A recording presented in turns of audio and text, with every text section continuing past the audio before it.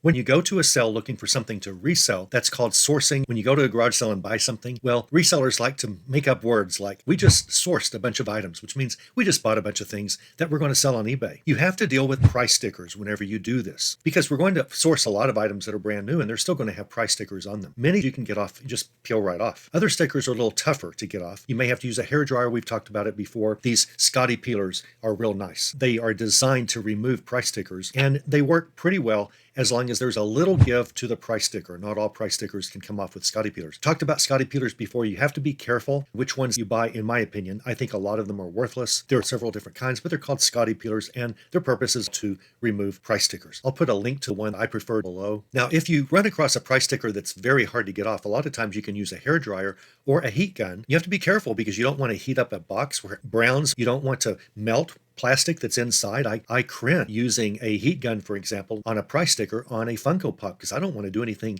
to the Funko Pop inside. Funko Pop collectors, they're really maniacs about the Funko Pops, and they don't want anything wrong. They want perfect Funko Pops and perfect boxes, and they deserve it if that's what you sell them. And it arrives in the mail and they open their brand new Funko Pop. You sold them, and the top corner of the hair on the Marvel Zombies Captain America is singed because you used a heat gun on the box and it melted some of the Funko Pop itself. That's not a good situation. But heat, especially from, say, a hairdryer versus a heat gun, which can be very hot, a hairdryer can loosen hard to remove stickers. There are still some stickers that have been baked on for so long, you can't get them off. A Scotty peeler is not going to work. Heating them up is not going to work. Using Ronsinol cigarette lighter fluid, which will loosen some hard to remove stickers, you just can't get them off. What you have to do in that case is either leave them or cover them up, and there's a way to do that properly, in my not so humble opinion. You'll also run across products that simply don't have price stickers, but the manufacturer actually printed the price on the box itself. And this is a problem. Now, what always comes to mind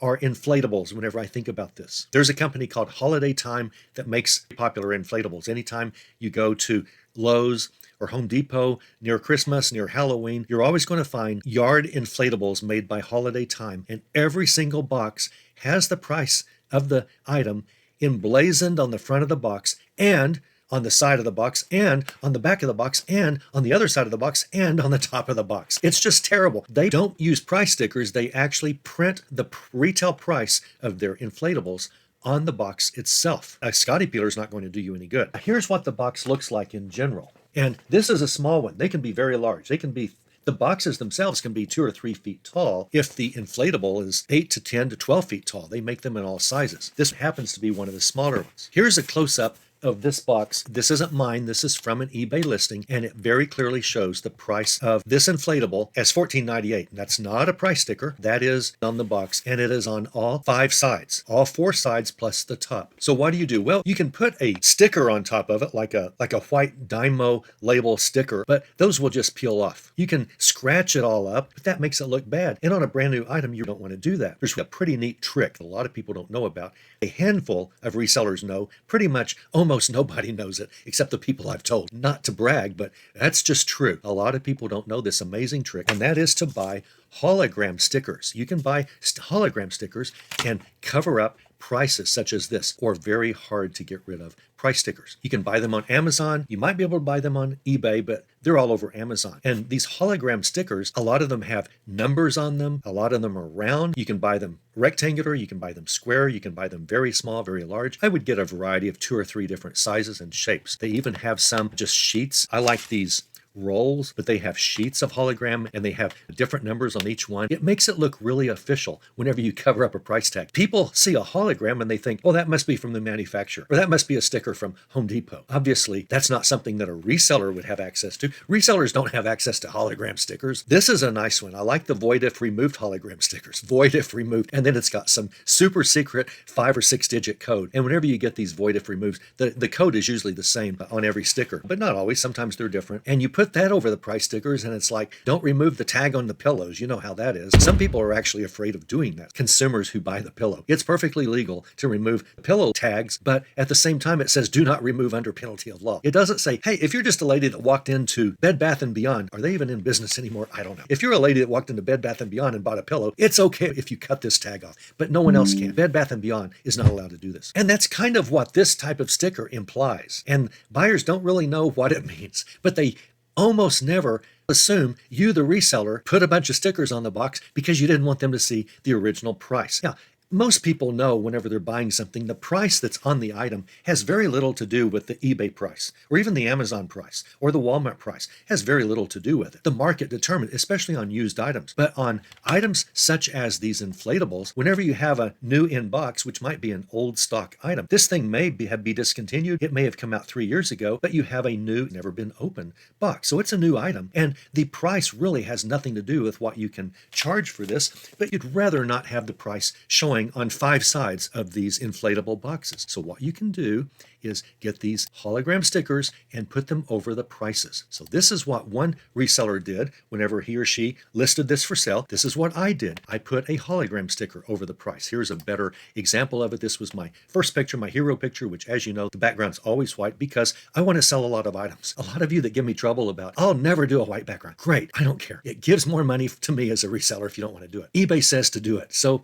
I do it. Google says we will show a lot more eBay items on Google Shopping if they have a white background. So I go, great, I would like to sell more. So I use a white background. I also like kind of a 3D effect if I can get it. I don't want a straight on picture like this person trying to compete against me. Not only do I want a white background, but I also want a little different picture, more of a 3D effect, which is why when I can, my first picture will often kind of look like this. It stands out in a sea of search results. My pictures stand out, but you can also see I have covered the price, this price, with a hologram sticker. Now, I wish I'd used, now that I look at it, I wish I'd used a rectangular sticker. It made more sense. This kind of looks like some sap came along later and put this sticker on, which is what I did. But I probably should have done square or one of my rectangular hologram stickers, maybe with a number, maybe the void if removed hologram sticker. But anyway, whatever it is, this covers the price. There's another advantage to these stickers. They don't come off easily. They almost set like concrete. And whenever you try to peel these off after they've been on a box for a while, they really are good at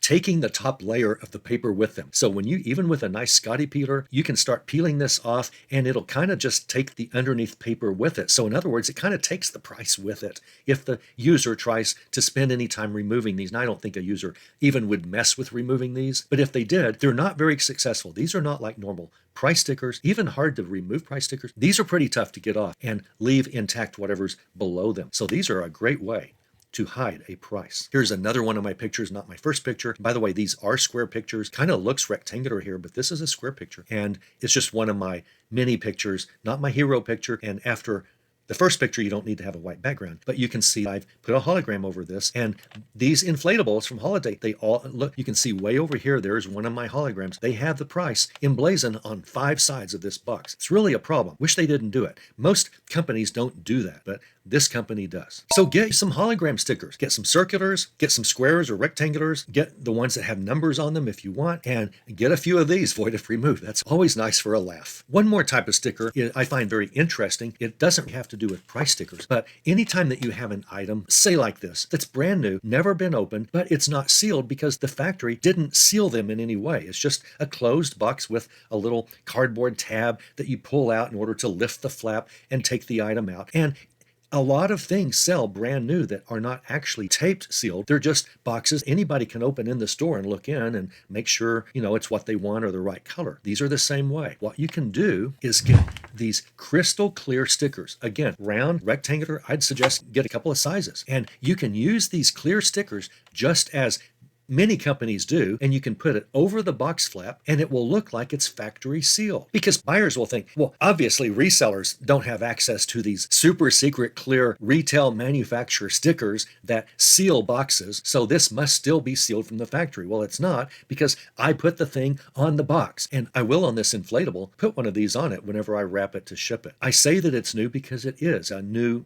old stock, but it's a new, never opened, never removed from the box item. And I probably will put one of these clear round stickers on the top flap and on the bottom flap, and it looks like it's factory sealed. It's not. I'm not going to say it's factory sealed. I'm going to say it's new because it is still new, but it looks like it's factory sealed. And that just gives the buyer, whenever they open your item, your inflatable item, not only don't they don't see prices anymore that are put on the box by the manufacturer, but they also see, oh, good, it's still sealed. Well, no, it never was sealed until I sealed it, but it just helps the sense of new. Now, obviously, if you do this and you don't know for sure that the contents in this box are new, you're cruising for a bruising and your feedback and probably a bad return, item not as described, because it might be a used item, but you sealed it like it's new and you said it was new because you didn't really look carefully to make sure it really was new. So be careful. This can be a tool that can work against you. The buyer will think, well, he just sealed this thing and made it look new when it wasn't. Well, that's basically is what you did if it's not a new item. So you want to be careful. With great power comes great responsibility. So be sure and use this only on